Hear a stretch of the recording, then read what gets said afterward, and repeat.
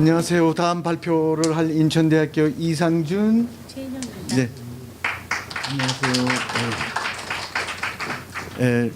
옆에 있는 그 최인영 선생님은 제 제자입니다. 그래서 그 논문을 같이 쓰면서 너무 자료도 잘 찾고 이래서 이번에 학회에 한번 발표해 보는 것이 어떠냐 제가 권유를 해서 발표를 하게 되었습니다. 다소 미숙한 점이 있더라도 많은 지도 편달 바라겠습니다. 감사합니다. 오늘 발표는 최인영 선생님이 하시고 토론은 제가 하겠습니다. 네.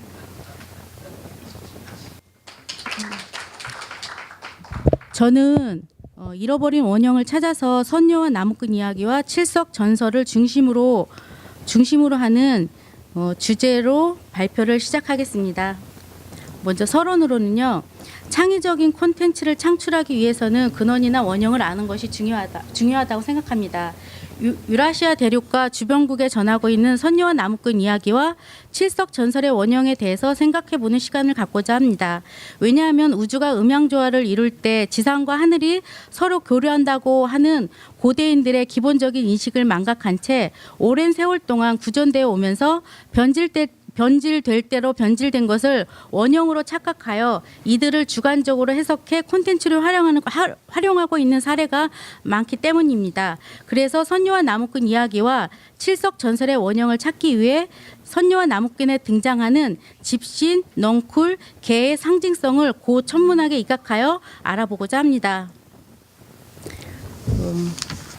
그래서 이제 저희 나라의 나무꾼과 선녀 같은 이야기는 호주를 제외한 전 세계에 걸쳐 가장 넓게 분포되어 있는 것으로 중국에서는 이것을 공녀설화라고 하고 일본에서는 우이설화나 천인여방이라고 합니다. 서구에서는 백조처녀설화로 불려지고 있습니다. 이 시간에 일본의 설화는 통칭 날개옷 설화로 부르도록 하겠습니다. 그래서 맨 처음에 몽골의 부리아트족의 백조처녀 설화를 살펴보면요. 어느 날 사냥꾼이 새를 잡으러 나가서 아름다운 백조를 봅니다. 백조들은 날개옷을 벗더니 여자로 변했습니다. 이 백조는 천신 에세게 마란의 딸이었다. 이쪽에서 이거는 앞으로 나올 일본의 풍토기에 나오는 미오노 마스바라라는 설화에 영향을 주고 있습니다. 그리고 그 순간 그녀는 백조로 변해서 연기 구멍을 통해서 날아갔다.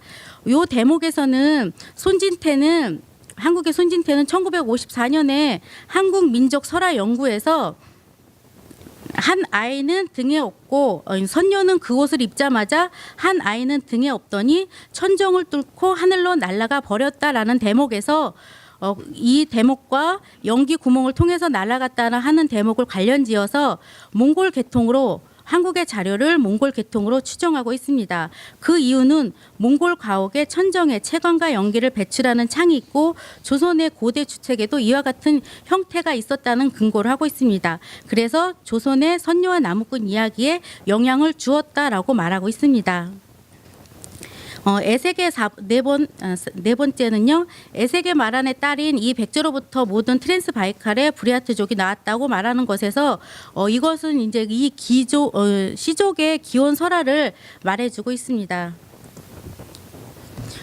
다음으로는 일본의 문헌설화인 풍토기에서 두 편을 보시겠습니다. 먼저 시즈오카 수루가 지방의 미오노 마스바라의 이야기를 보면요. 옛날에 신녀가 있어 하늘에서 내려와 날개옷을 소나무 가지에 걸어서 말리고 있다. 어부가 그것을 집어들고 만져보니 가볍고 부드러운 것이 이루 말할 수 없었고 돌려달라고 애원했지만 어부는 옷을 돌려주지 않습니다. 그래서 부부가 되었고 그 다음에 신녀는 날개옷을 찾아 입고 구름 위로 날아가 버립니다. 그 어부도 선인이 되었다는 이야기가 있는데요. 여기서 이 소나무는 앞으로 이제 설명을 계속 드리겠지만 세기수와 은하수를 상징하고 있습니다. 그리고 이 어부는요. 몽골에서는 사냥꾼이었는데 왜 일본은 저희 나라 왜 나무꾼과 선녀 설화에서는요 직업이 나무꾼인 경우가 대다수입니다. 거의 나무꾼 아니면 사냥꾼이에요. 하지만 일본은 1위가 어부인 경우가 많아요. 저희도 삼면이 바다하고 똑같은데 왜 나무꾼만 있고 일본은 어부가 많을까? 거기에 대해서는요.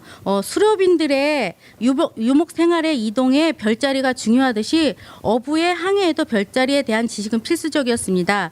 이들이 일본의 서남부의 해양을 지배하던 아마족과 관련이 있을 것이다 라고 생각합니다. 아마족과 관련이 된 신사에는 마찬가지로 스미오시 신사가 있습니다. 그리고 이쪽 어부가 선인이 되어 하늘로 올라가 버렸다 해서는 신선 사상의 영향을 받았다고 할 수가 있습니다. 두 번째 오우미 지방의 이카코는 두 번째 줄에 백조가 되어 하늘로 내려와 강에 목욕하고 있었다. 에서는 앞에서 설명하다시피 몽골 등 북방의 영향을 받았다고 말할 수 있고요. 이 주인공의 이름이 이카토미인데 이카토미는 번개라는 뜻으로 천신의 신하라는 번개라는 뜻으로 천신의 신하이므로 고귀한 신분의 사람이었습니다. 그리고 흰개를 보내서 저희는 거의 모든 설화 대부분이 나무꾼이 직접 흰옷을 훔쳐요. 하지만은 여기에선 직접 훔치는 경우도 있고 매개체를 보내서 훔치는 경우도 있거든요. 일본에서는요. 그래서 여기서 흰 개가 나옵니다. 자, 이쪽 흰 개가 왜 숲에 흰 개가 있을까라고 생각하면 사냥개일 가능성이 많습니다. 그리고 이것은 이카토미를 나중에 이제 구전설화에 견우로 등장하는데 이 견우의 개일 확률이 많다고 생각합니다. 그리고 이카고 집안의 조상이 되었다는 앞에서 설명하다시피 브리아트족의 시족 기원설에 영향을 받았음을 알 수가 있습니다. 그 전에는 이제 문헌에 실린 설화고요. 이거는 구비전승 날개옷 설화입니다. 이것은 칠석 전설과 날개옷 전설이 결합한 형태입니다. 어휘에서 보듯이 타나바타 칠석님의 아버지 이름은 랑고 타나바타. 타나바타는 칠석이라는 뜻이죠. 그리고 타나바타 아가씨, 타나바타 사라는 걸 미루어 보아 이제 칠석 전설의 영향을 받았다고 할 수 있고요. 그다음에 요몬타레는 이제 하늘로 올라가는데 저희는 대부분 두레박 타고 올라가죠. 그런데 일본에서는 두레박이 아니고 넝쿨 타고 올라가는 경우가 많습니다. 그래서 넝쿨 종자를 심고 그다음에 그 밑에 넝쿨이 잘 자라도록 집신을 또 퇴비식으로 또 심어요. 뭐 소고름도 있고 퇴비도 있고 하지만 집신을 심는 경우도 있거든요. 그래서 청결례를 만들어야 되는데 청결을 다 못 만들 경우가 많아요. 부족해가지고 거기에 대해서 또 매개체가 또 있습니다. 그래서 넝쿨나무를 심고 집신 퇴비를 주고 그러고 나서 올라가려 하는데 부족하니까 또 그 칠석사 하늘나라에 있는 칠석사에 개가 있는데 개가 꼬리를 내려주면 그 꼬리를 잡고 하늘로 올라가는 형태를 취하고 있습니다. 여기서의 이 넝쿨과 집신과 개의 상징성은 무엇인가 앞으로 계속 설명드릴 예정으로 있습니다. 그리고 이 개는 하늘에 있는 개이기 때문에 직녀의 개라고 일단 말씀드리고 싶습니다. 두 번째 결합형에서는요. 여기 똑같이 칠석 아가씨 아사요 칠석 7월 7일 이걸로 미뤄보아 이것도 칠석 전설의 영향을 받았다고 할 수 있고요. 여기 코지로가 활줄을 이용하여 칠석 아가씨의 날개옷을 훔쳤다. 활줄이 갑자기 어디서 나타났을까요? 코지로의 직업이 사냥꾼일 가능성이 많다는 것을 제시하고 있습니다.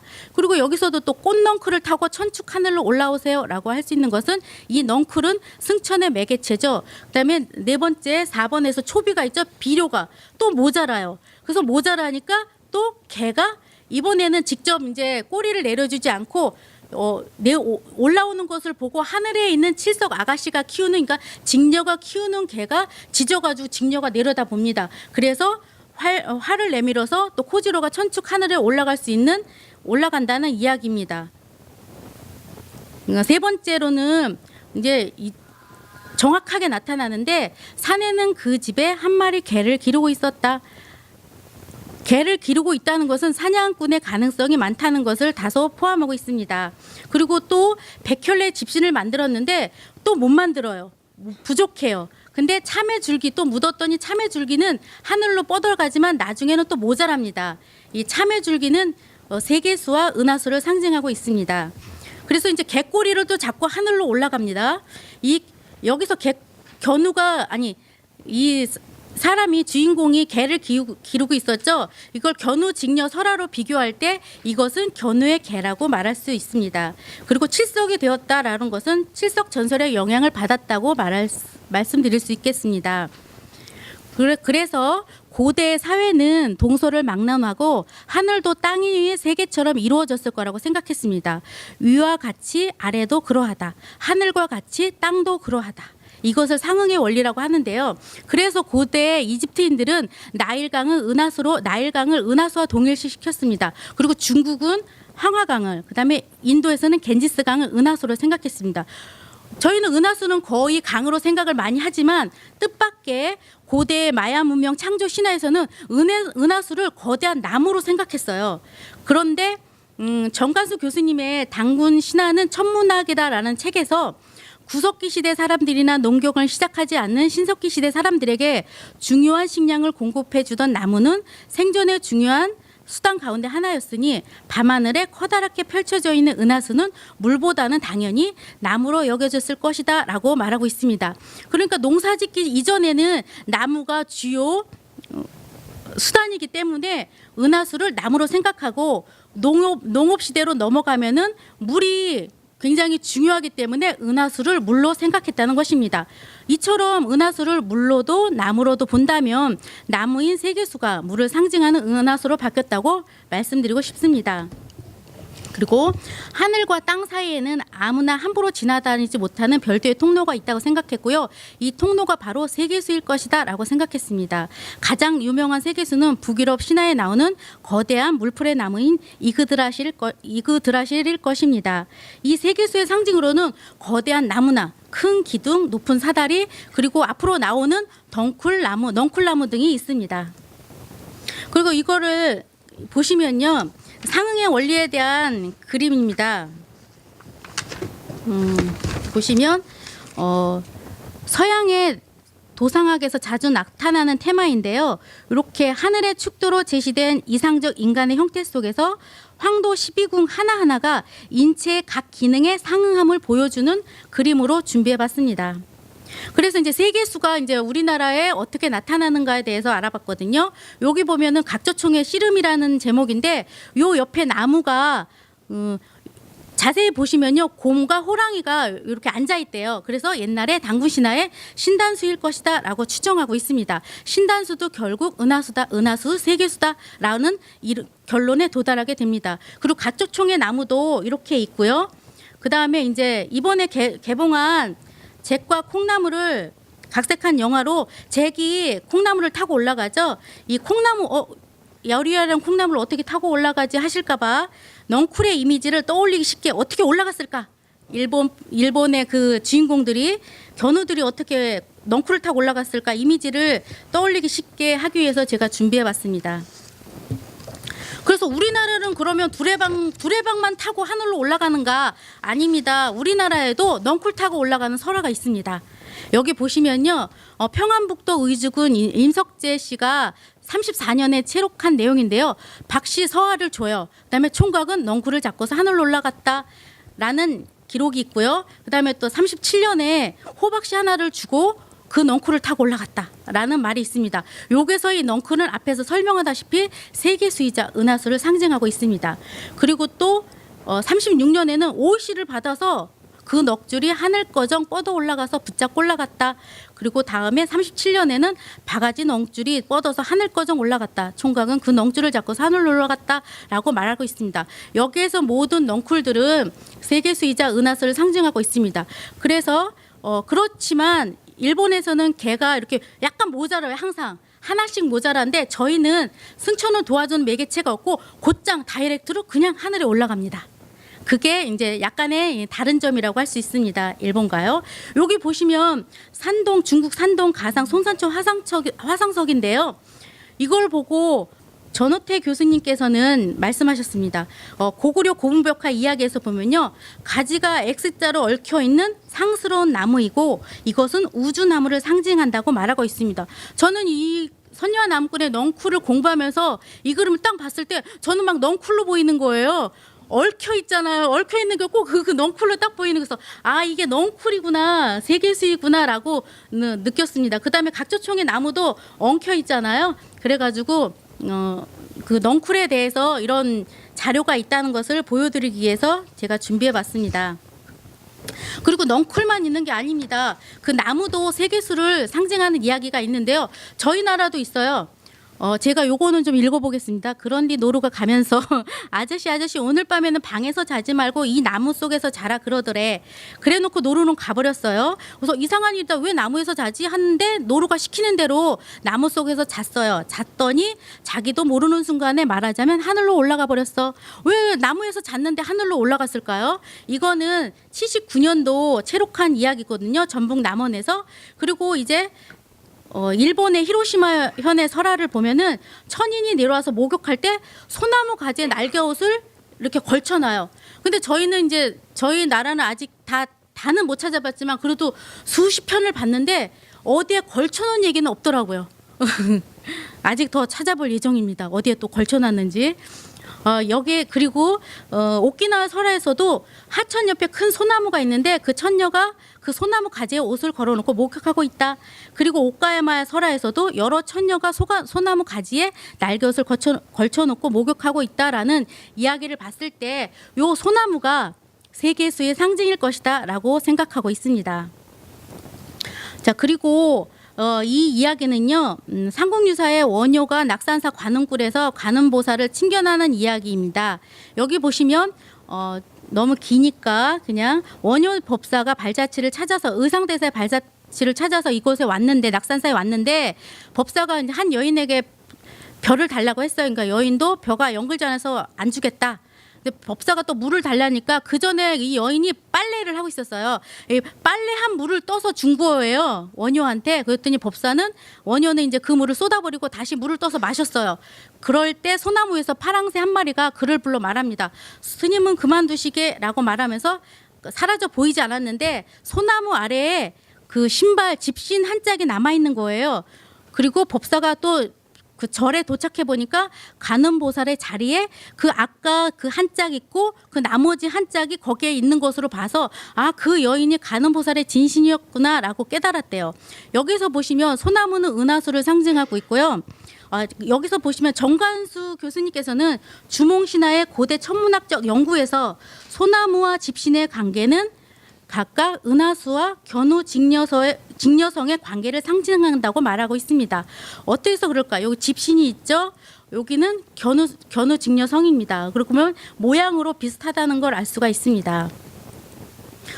저의 논문의 테마는 바로 이 그림에서 시작되었습니다. 여기 보시면 많이 보셨을 거예요. 덕흥리 고분벽화죠. 은하수를 중심으로 동쪽에는 직녀와 검게 보이는 개가 있죠. 동그라미 안에. 서쪽에는 소를 몰고 가는 견우가 있습니다. 여기까지는 연구가 진행된 상태입니다.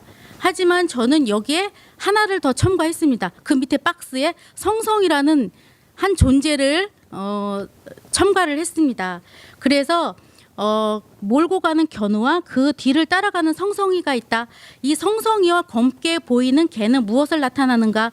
그래서 설문에 찾아보니까요. 성성성, 견패성, 종견성, 종견성성이라고 쓰여 있고 이거에 의하면 성성이의 성성지상에 요 옆에 편말이 성성지상이라고 써 있는데요.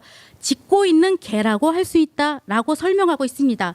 그럼 이 성성이가 은하수를 사이에 둔 견우의 개이고 검은 개는 직녀의 개가 아닌가라는 생각을 하고 있습니다. 이 성성이를 크게 보시면 이렇게 귀여운 모습으로 나타나고 있습니다. 그래서 이제 성성이와 개에 대해서 선학들은 어떤 연구를 하셨는가 살펴보니까 덕흥리 고분벽화의 견우직녀도는 형초 3시기 6세기에서 7세기 견우직녀도는 5세기 초라 광개토 대항 때랍니다. 그래서 칠석 전설이 고구려에 전달되기 이전에 은하수를 사이에 둔 견우직녀의 이별 이야기와 성성이와 검게 보이는 개가 관련된 고구려 특유의 칠석 이야기가 있었던 것은 아닐까 하는 의문을 던져주고 있습니다. 그래서 성성이와 과연 붉게 보이는 성성이와 검게 보이는 개는 어떠한 역할을 하고 있는 것인가. 그래서 저희 지도 교수님이신 이상준 교수님과 노승환 교수님은 상기의 견우직녀도의 개와 관련지어 고구려의 칠석과 그다음에 일본의 칠석 전설의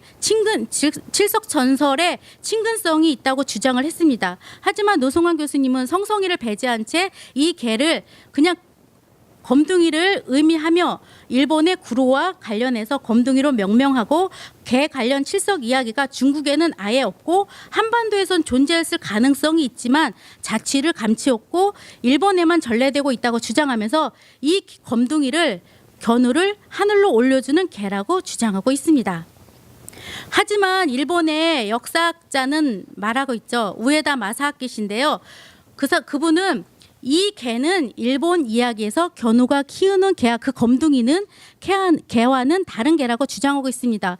견우성은 소를 끄는 별이잖아요. 하지만 일본의 천문학적으로 견우성을 이누카이 보시라고 했대요. 그러니까 개를 키우는 남자의 별이다라고 설명하는 이야기도 있답니다. 그래서 이 개는 은하수 건너편 하늘의 직녀 옆에 있기 때문에 직녀의 검둥이는 직녀의 개라고 할 수 있는 것입니다. 벽화 속에서는 검게 보이지만 원래 청색이 탈색해서 검게 보일 가능성도 배제할 수 없기 때문에 검둥이라기보다는 청삽사리로 부르는 것이 합당합니다. 왜 그러는가에 대해서는 제가 잠시 후에 말씀드리겠습니다. 그리고 또 성성이는 은하수 아래 견우 옆에 붉게 그려져 있기 때문에 천문학적으로 보면 천랑성, 즉 시리우스 불개, 저희도 불개 일식 월식에 관련된 불개 얘기가 있거든요. 그 불개에 해당한다.